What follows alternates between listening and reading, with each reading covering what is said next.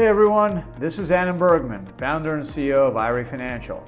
Welcome to another episode of Ad Bits, where I will be sharing bits of knowledge about self-directed retirement. If you want to learn more, you can subscribe to our YouTube channel and follow us on social media.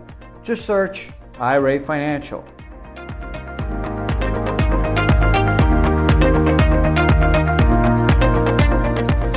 Hey everyone, and welcome to another episode of Ad Bits. On today's Ad Bits, I'm talking about who can set up a solo 401k.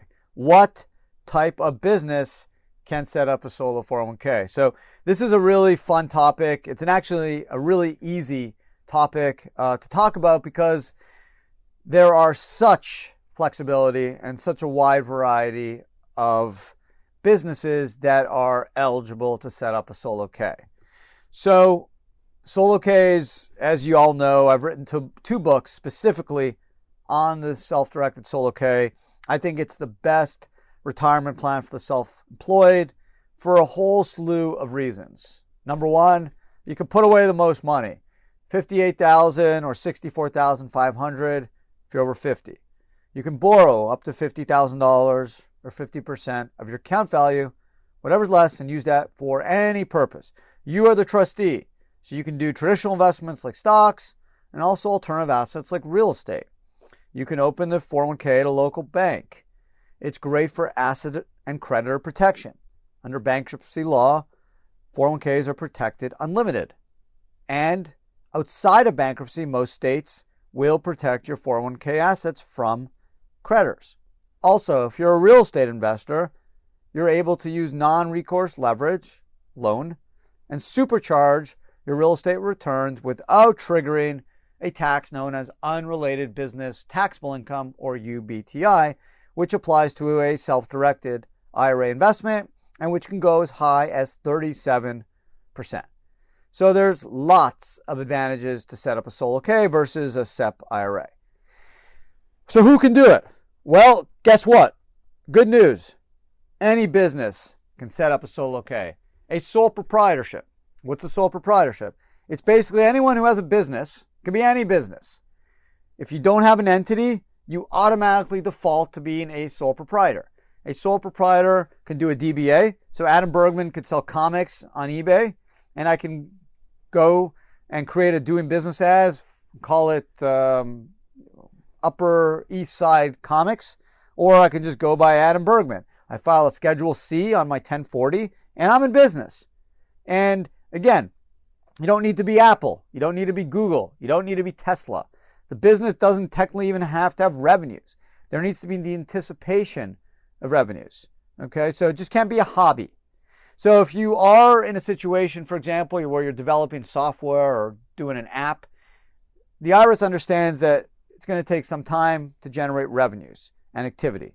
But after 2, 3, or 4 years, if on your Schedule C all you show are deductions and no revenue, there could be some potential audit risk because the IRS may feel that, hey, you're just running up deductions here with no intention of ever starting a business, and the IRS can try to take the argument it's a hobby and not really a business. But it's generally the smell test. You know if you're in business, right? Besides trying to go out and buy cell phones and get an email address and get business cards, what are you doing? Are you trying to get customers? Are you building a product? You're developing a service, developing a widget. It's not that hard to do. So you need to either be in business or not. If you're not in business, that's okay. You just can't set up a solo K. So again, you don't need to be profitable. You don't need 20 million in revenue. You just need the anticipation of revenue, and you just can't have any full-time employees other than you, a spouse, since a spouse is not deemed an employee, or other partners. So in other words, you can't have any non-owner employees that work more than 1,000 hours or 2 consecutive years of 500 hours. Okay? So once you satisfy those 2 requirements, you're a business and you have no full-time employees other than yourself, a spouse, or other co-owners, you can set up a solo plan. You can be a sole proprietor, a single member LLC, a partnership, a C Corp, an S Corp, a charity, anything. Doesn't matter. As long as you have a business and you're US based, you can do it.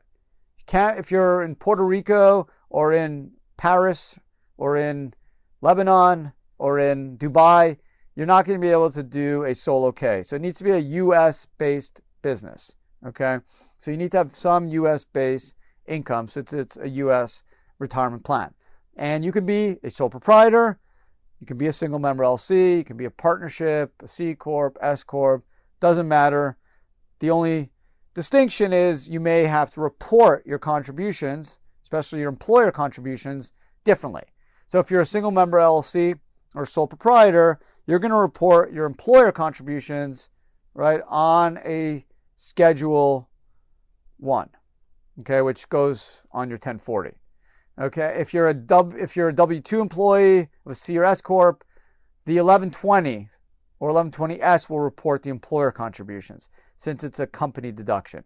You'll report your individual employee deferrals always on Schedule 1, but your employer contributions will go on either the 1120 or 1120S or the schedule on your 1040. So that's really the only difference. Other than that, you can be any type of entity. So it's a simple AdBits today, not super complicated.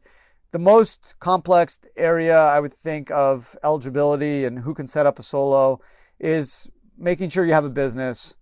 I think people can generally understand the 1,000-hour, 500-hour thresholds, 2 consecutive years.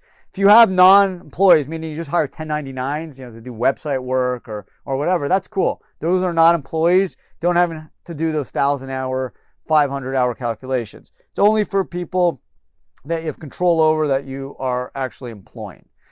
The biggest trick is generally in the control group, which is a AdBits that I'll do shortly. That's the most complex area of eligibility because basically if you have two businesses, business A and business B, that you both control, one has 10 employees, one has 0, obviously what a lot of people like to do is they set up a solo plan for business B where they have just themselves and then maybe their spouse, and they basically are just providing themselves benefit and not their 10 employees because it's cheaper, right? If you have 10 employees, generally you have to offer some benefits, whether it's a 3% match minimum to get into a safe harbor or spend money doing complex ERISA testing. It's much easier, clearly, to do it yourself, right? You can put in the same money, the $19,500 or the $26,000 if you're over 50, but you don't have to spend a lot of money testing, and cheaper to admin, and you can do the profit sharing of 20 or 25% where all that money goes to you, and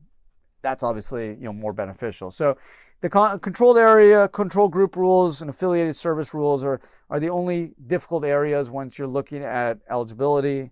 But for these purposes, again, just all you need to remember is if you have a business, no full-time employees, 1,000 hours or 2 consecutive years of 500, and don't worry about anything else because you can set up the plan whether you're a sole proprietor, single member LLC, partnership, C or S. Again, the main difference is how you report the contributions, the profit sharing specifically. And one other thing I should note is that for employer contributions, if you're a single member LLC or a sole proprietor, it's 20% max of your comp. If you're a W-2, it's 25% of your comp. And that also includes guaranteed payments on a partnership or 1065 taxpayer, multiple member LLC. So again, single member LLC, Schedule C, you can do $19,500 or $26,000 plus 20% of your comp. So for example, under 50 years old, sole proprietor makes 40 grand. That person can do $19,500 plus approximately 20% of 40, another 8, 27.5. If that same individual earned a W-2 from their S Corp, that they were the sole owner, no full-time employees other than themselves or a other spouse or a other non-owner or other owner, I should say, they can do 40,000 times 25%. So they can do 10,000 plus the 19.5. So a little bit of a wrinkle. The reason is if you look at the instructions on Schedule C, it's without getting into too much detail, it's about making the benefits and not double dipping on how the 20% is calculated, so you can't get that deduction twice. So that's why it's 25 versus 20. If you want more details, you can go into the instructions on the IRA's publication, and you could learn more about it. But essentially, that's the reason. So other than the reporting and the employer contribution max of 20 or 25%, it really doesn't matter, again, if you're a sole proprietor, single member LLC, or W-2 taxpayer. So, and by the way, that's publication 590 if you're interested in just learning more about why W-2 employees get the 25% max and sole proprietor, single member LLCs get the 20% max on the employer contribution. But there you go. I hope, I always say this, and I'll leave you guys with this, that if I could, I put every single one of my clients in a solo K over a self-directed IRA. Why? For all the reasons I mentioned. The high contributions, right? 6,000 or 7,000 in an IRA. You can go 58 or 64,500. You got the loan feature. You get the bonus of the non-recourse leverage, no UBTI tax in a solo, easy admin. You can do traditional investments, also alternative assets, and better creditor asset protection than IRAs. IRAs do not get unlimited protection in bankruptcy, and states generally offer 401ks somewhat better creditor protection outside of bankruptcy. And again, that's state specific, so you'd have to check out your state of residence. There you have it. That is today's episode of Add Bits.